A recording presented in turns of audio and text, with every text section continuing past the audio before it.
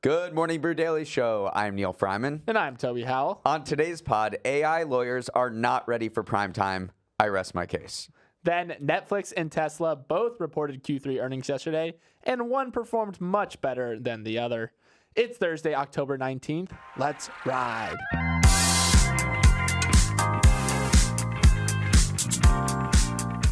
Toby, I want to ask you about the power of celebrity endorsements because Skechers, the shoe brand that used to get me stuffed into a locker in middle school, is reportedly close to signing a shoe deal with the reigning NBA MVP Joel Embiid that would have him wearing Skechers while playing NBA basketball. Now, as a Sixers fan, this makes me very nervous because I expect his production to plummet. But from a business perspective, you're a marketing whiz. How much of a difference do you think one high-profile endorser can have for a brand like Skechers? I mean, I just recently watched the Air movie, which features the story of Nike signing Michael Jordan. So it's very hard for me to say that no, one person can't move the needle because that's clearly the most successful endorsement ever. So maybe it won't get to Michael Jordan levels, but I'm going to say I'm bullish on it because Joel Embiid, he's got that star power, and one person can move the needle in this type of scenario. All right, we'll see. Before we jump into the show, I want to take a minute to tell you all about Yahoo Finance. As you all are about to hear, we are entering earnings season and parsing through earnings reports, seeing if companies exceeded or missed expectations. It can be a lot. And that is where our friends at Yahoo Finance come in. They combine breaking news with high-quality, real-time market data on a single platform that helps you do everything from make smart financial decisions to host a daily news podcast. So head to finance.yahoo.com to learn more or download the Yahoo Finance mobile app to get it directly on your phone. For our top story of the day, Neal, it's earnings season again. And what better way to kick it off than with two stalwarts, Netflix and Tesla? First up is Netflix. Netflix is back, and all it took for them was to kick us all off our parents' accounts. The company reported a boost in subscribers driven mostly by its password-sharing crackdown. They added 8.76 million global subscribers during the quarter, which was way higher than the 5.49 Wall Street was expecting. That's actually its biggest quarterly net add since the 10.1 million subscribers it brought in during the second quarter of 2020, which was when COVID kept everyone at home snuggled on their couches. The second piece of good news came from its recently launched ad-supported tier, which grew nearly 70% quarter over quarter. In an earnings call that may have been unsettled by the now resolved writer strike and the still active actor strike, Netflix came out looking like it's in a very strong position, Neal. It does. There's, in April 2022, there were a lot of warning signs for Netflix. It lost subscribers. It warned it was going to hemorrhage even more subscribers. Everyone declared Netflix dead and the streaming era dead, and Netflix just comes roaring back. One thing that we should mention is that they announced price hikes. So for the premium tier, you're about to pay $22.99. That's up from $19.99 currently. And then the basic plan in the U.S., which is no longer available to new customers, is jumping from $11.99 to $9.99. Or jumping from $9.99 to $11.99. Yes, thank you. I don't know English. But I think that's a really important key to say. Netflix wants to capitalize on this momentum and squeeze a lot more revenue from each subscriber it has. Yeah, shares jumped 12% after the bell yesterday. And to me, this is kind of a transition phase for Netflix. It's growing up a bit. I mean, the price increases are a sign that it's kind of moving away from those really, really low-priced packages that were meant to lure people away from traditional cable. That was kind of at the outset of its streaming era. It was trying to undercut cable, but now it feels like it's kind of captured enough in the market that it can start focusing more on profitability. It ditched its physical DVD business. So if this is like a coming of age story, it does feel like Netflix is kind of in its maturity phase, if that metaphor checks out. I also want to talk about what we can expect from Netflix looking ahead.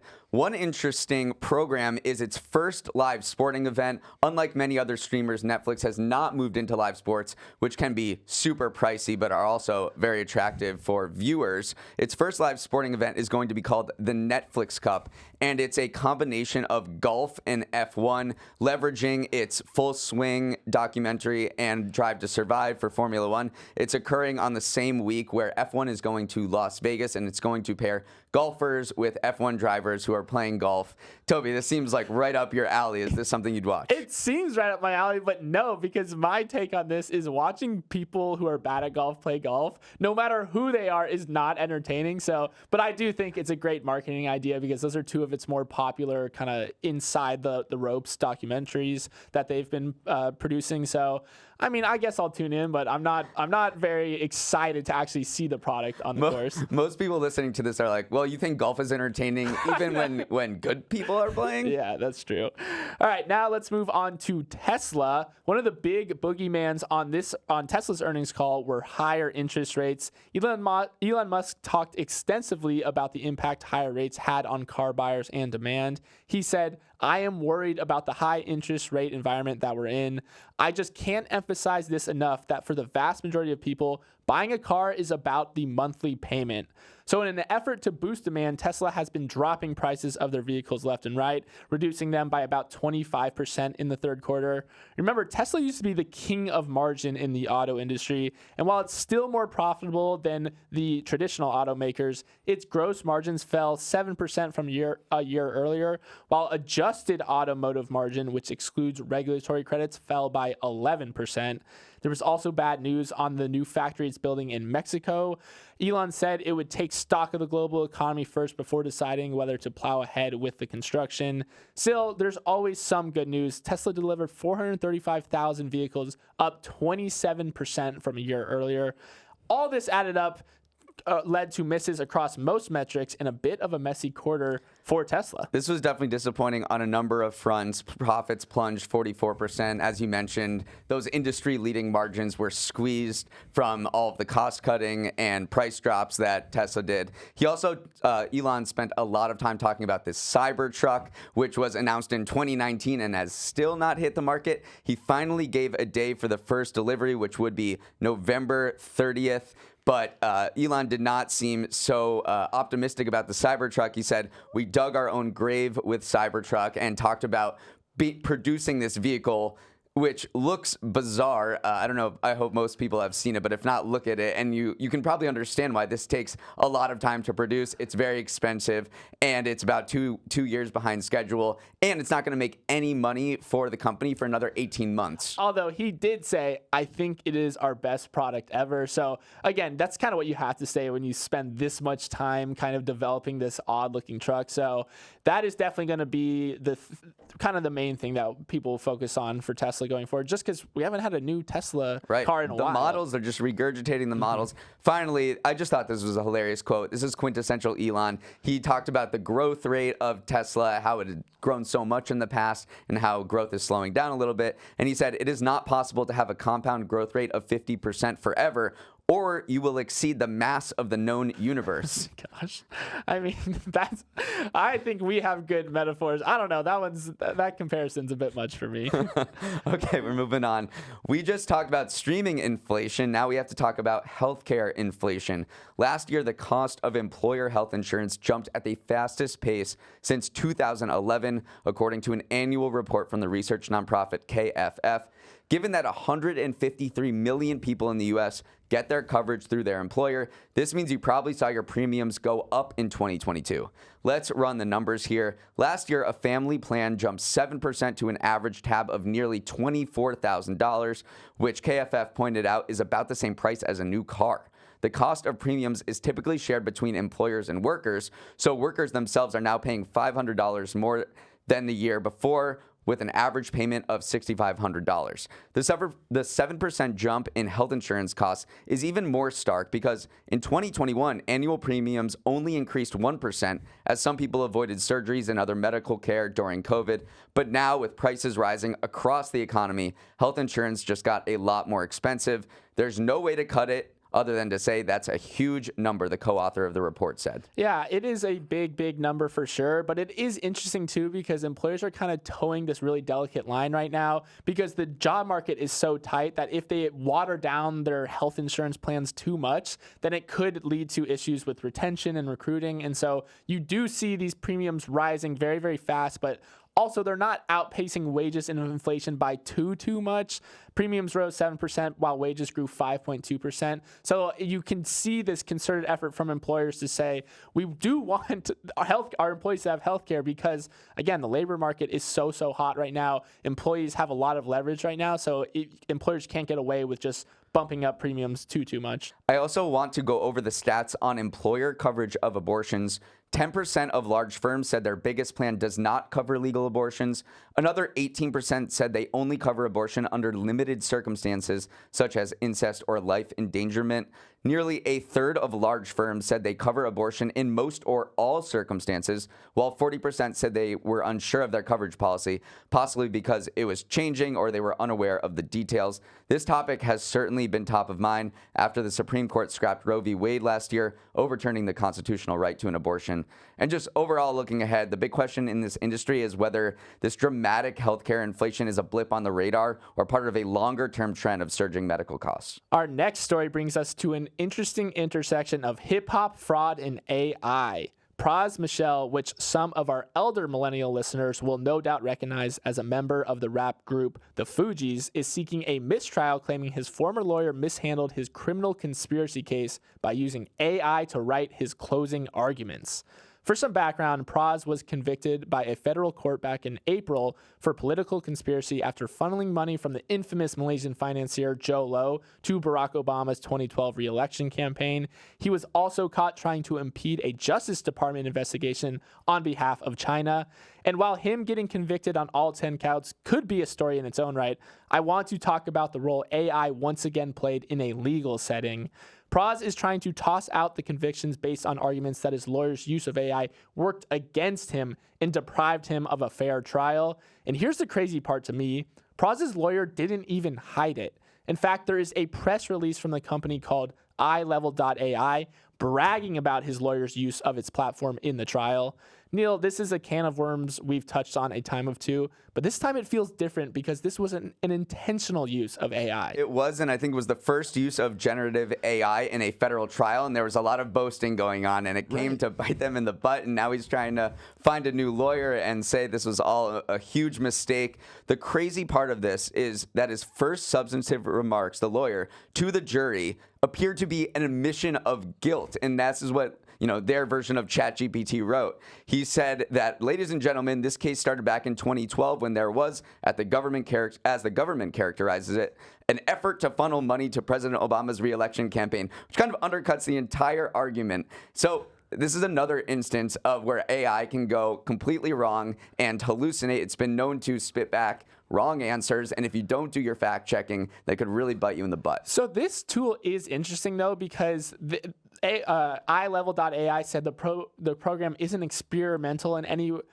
sense of the word. It's trained using only facts from the case, including court transcripts and no musical lyrics or anything found online. So technically it should be self-contained and using just facts from the case. But the problem that you run into, even if you are training it just on case data, is that in closing arguments, a lot has happened over the course of the trial. There's a lot of nuance that went on in between. So if you're just using transcripts or whatnot from the case, you might miss some of that nuance. And that seems like exactly what happened in this scenario right here. This reminded me of another AI lawyer case. I think it was in the spring, or it was definitely earlier this year, where a lawyer who filed a court brief on behalf of his client who was suing an airline company completely made up previous cases as it pertained to this particular trial. There was Miller versus United Airlines, which didn't happen. Peterson versus Iran Air, which never happened. So this has been percolating,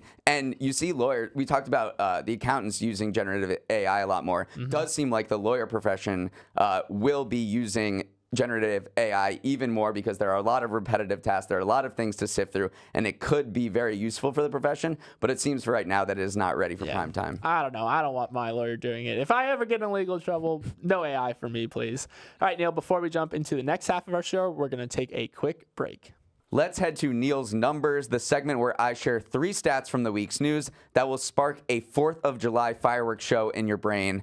For my first number, Toby, genuine question. What is your spice tolerance like? I feel like I haven't paid attention when we've been together. 0. Really? 0. Very, very low. Okay, well, you're definitely not going to be able to handle Pepper X. It's the newly crowned hottest pepper in the world by the Guinness Book of World Records after it was found to be 3 times as hot as the previous record holder, the Carolina Reaper.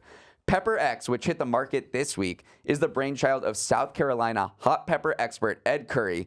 I guess that's a funny name for him, who also crossbred the Carolina Reaper. For decades, Curry has been working to make peppers hotter and hotter. And after spending 10 years developing Pepper X, he finally created a vegetable that will make your entire body sing with agony. When he first tried Pepper X, Curry said he was feeling the heat for 3.5 hours, got cramps, and was laid out flat on a wall for about an hour, groaning in pain. Let's finally get to the actual numbers of this story. Heat in peppers is measured in Scoville heat units. A jalapeno pepper registers at about 5,000 units. Okay, got that? Pepper spray used by police is around 1.6 million units. Pepper X is an average of 2.69 million units. Toby, would you try this? Absolutely not. I can't even handle jalapenos, which are 5,000 Scoville units. I'm sweating already. What was interesting to me, though, is the science behind why this pepper is just so much hotter than the Carolina Reaper. It's because the exterior has this bumpiness to it, and you need that extra surface area in order for the placenta, which is actually the spiciest part of a pepper. That's that white stuff you see on the inside, to grow. So I love the science behind it, even though I am not going within a 10-mile radius of this pepper. I'm feeling the sweats already. Okay, I actually would try it, but in very limited quantities. That description sounded pretty awful. Okay, for our second number, if it seems like the lunch line at the downtown Cava is getting longer, you aren't imagining it. The share of Americans working from home has dropped to its lowest level since COVID started, according to the Census Bureau, which is a big win for your boss who's been nagging you to come back to work for the past few months. Here is the data. From September 20th to October 2nd, just 26% of households had at least one person working remotely for 1 day a week or more. During the remote work peak of March 2021, that share was 39%. So as more companies force their workers to return to the office, every single U.S. state has seen remote work rates drop from their pandemic peak, but there are significant differences. The top 5 remote work states are Colorado, not a surprise, Maryland, also not a surprise given those government employees who hate going back to the office, Utah, Massachusetts, and Minnesota. The states least likely to work from home are Arkansas, North Dakota, Alabama, Mississippi, and Wyoming. Toby, it seems like 2023 has been all about employers reversing their earlier stances on remote work and mandating at least 3 days in the office. On Tuesday, the video gaming platform Roblox told employees they need to work 3 times a week or take a severance pay. That was the most intense headline of like this new era of return to office that I've seen, is that, yeah, you're gonna fire people if they don't come back to the office. But I'm seeing these office stats too, that office attendance across the big 10 U.S. cities remains about 50% of pre-pandemic levels. So it does feel like we're seeing these return to office mandates, but we're still not even really close to the full office occupancy that we once were. So it's definitely, you do have to kind of parse through and see, all right, is everyone truly going back to the office, or are we just seeing more and more of these headlines and we'll eventually maybe get back there? I think more people are going back to the office for several days a week. I don't think there will ever be a 5-day-a-week renaissance or anything like that, unlike what we do. But no, it does seem like there's going to be there is a trickle back to the office, and that's really decreased remote work levels overall. But there's still an office space reckoning for sure. Okay, for the final stat, this is one Toby can't stop talking about. It's about the absurd number of intra-office romances that have developed by people working for Chuck Grassley, the Republican senator from Iowa. Over the weekend, Grassley's chief of staff and his former legislative aide had their wedding, which was the 20th marriage of people who met in Grassley's office. Grassley has been a senator since 1981, so that works out to one marriage for every 2.1 years. He's a modern-day Yenta. I just want to say, screw Hinge, screw Tinder, screw Raya, screw all the apps. It's all about the Senate Budget Committee, baby. That's where all the love is going down. Although in reading this, it does feel like maybe there should have been even more romances because, I mean, Chuck Grassley's been involved in politics in some form since 1959. So from that perspective, maybe you think that number should be closer to 40 or 50. So maybe Chuck Grassley, he could be doing more to facilitate. So I looked up the occupations that are most likely to marry their own kind. I'm going to ask you, what do you think is number one? Like job to job, you mean? No, within jobs. Okay. It's got to be one where you spend a lot of, like, teachers? Teachers are not on the top list. Professors are number 2. The first is physicians. Okay. Right, and that's Grey's Anatomy. That's the right tack, though. It's like you are spending so much time. You go to 5 to 10 years of school with these people. You don't have so much time outside of the office, which probably is a similar situation to what happens in Chuck Grassley's office. You're just there all the time, right. and you're meeting people. You're meeting like-minded people. Yeah, it's just time spent together. All right, Neal, you know how I appreciate your numbers, so much so that I'm stealing a page right out of your book and bringing you 2 stats from the week's news that will spark an even bigger 4th of July fireworks show in your brain. This segment is called Toby's Tallies. And the first tally I want to tell you about is the increase in American workers using their sick days. For a long time, given our whole rah-rah attitude about work and productivity, not using sick days has almost been a badge of honor for workers. But in the wake of the pandemic, where cases of RSV and COVID-19 are still elevated, the number of sick days Americans take has soared. 30% of white-collar workers with access to paid leave have taken sick time, up from 21% in 2019, according to data from the payroll company Gusto. And the youths in the workforce, maybe unsurprisingly, are the most frequent partakers. Employees between 25 and 34 have seen their use rates jump 45% from before the pandemic. In general, there is a much more expansive view of sick days these days. It's not just if you're hacking up a lung anymore. Sometimes people use them to deal with other issues with their parents or children, or maybe they're just feeling burnt out. Yeah, I think this is part of the reevaluation of work-life balance with COVID, and it's starting to make its way to actual labor negotiations. I know we've talked about the tight labor market so much on this particular podcast episode, but during the auto workers strike negotiations that are going right now, it's a big issue brought up by Stellantis, which is one of Detroit's big 3 automakers. It said it lost 11% of hourly worker time last year due to unplanned absenteeism. So employers are starting to notice this, and I'm not sure they can do so much about it. Yeah, I think overall the destigmatization of using sick days is a good thing. Like, obviously, if you're not feeling well, just don't come to work. All right, Neal, my next tally comes from the NFL. NFL Commissioner Roger Goodell agreed to a 3-year contract extension yesterday. It makes sense. He's done well for the league, nearly tripling revenue to about $20 billion a year from the time he took over in 2006. But the tally I want to bring your attention to is just how much he's made over his whole tenure as commissioner, including his latest contract extension. He will now be approaching $700 million in career earnings. That is more than double any player in NFL history. The closest contender is Aaron Rodgers, and he's sitting at just $342 million in career earnings. Neal, do we think the commish should be making more than double what his most lucrative players are earning? He's bringing in a lot of money to this league. He's been faced with a lot of scandals, from concussions to race relations, but he can't hear you booing from his private jet. I mean, this guy is making so much money. He tripled revenue to $20 billion. He secured $100 billion worth of TV deals. The NFL now accounts for 82 of the 100 most watched U.S. TV broadcasts last year. Teams are selling for more than $6 billion. This guy is a money-making machine for both himself and the owners, and they're not going to get rid of him anytime soon. Yeah, the owners love him. The fans, not as big of fans, honestly, which, I mean, he worked for the owners, so I guess it makes sense. But yeah, I'm still anti-Roger. Yeah, whenever he gets up in front of a stadium, everyone boos, which shows you the public perception of him. But he's going to be around for at least a little while longer. It's crazy that he's been working for the league for more than 40 years. Crazy. All right, for our final story, don't be surprised if you see someone on the street rocking a VR headset After Meta's new device was released last Tuesday, early adopters are strapping them on, heading out into the wild, and sharing their misadventures.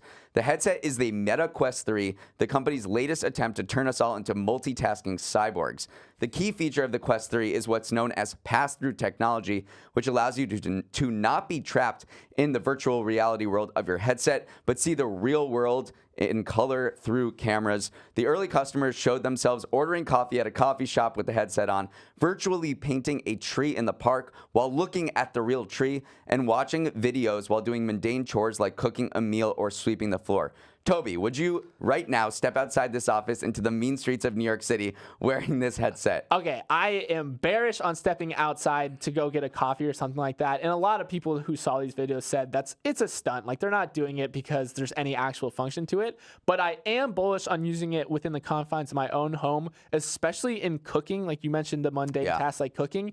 That is actually a game changer. Having your hands free with a screen kind of floating in front of your face, I could see that being extremely helpful in the kitchen because everyone's going back to the recipe. Right, it's the worst. Yeah, so I'm very bullish on that, and for doing things like sweeping or laundry where you can have a screen going while just having your hands free. So that weirdly kind of brought me around to the idea of the Meta Quest. If we thought our attention spans were quick now, we're not going to be able to do anything without watching a Mr. Beast video. Another appealing thing about the Meta Quest 3 is its price point. Right. It's only $500 to $650.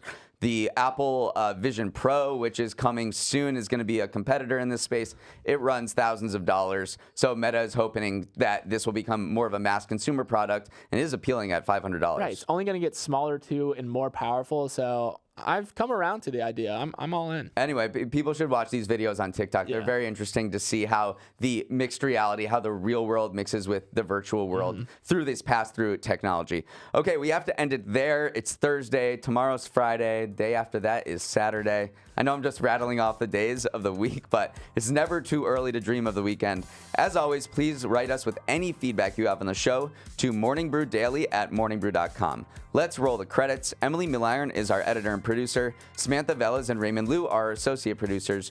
Uchenna Ogu is our technical director. Billy Menino is on audio. Hair and makeup went to Look for Love in Chuck Grassley's office. Devin Emery is our chief content officer, and our show is a production of Morning Brew. Great show today, Neal. Let's run it back tomorrow.